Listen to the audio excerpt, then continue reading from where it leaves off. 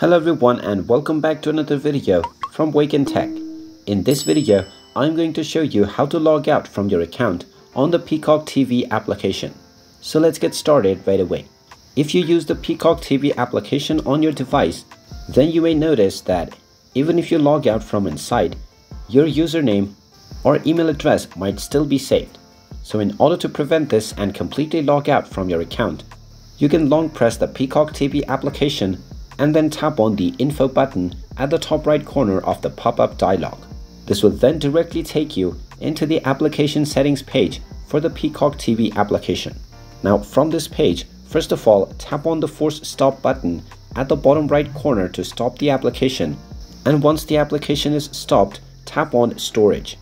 From the storage page, tap on the bottom right corner which says clear cache first to clear the application cache. Then tap on Clear Data at the bottom left corner and you will be asked whether you are sure you want to delete your user data.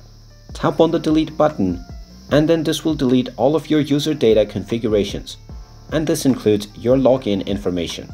Now if you go back and open up the Peacock TV application once again, you will find that you have been completely logged out from your account.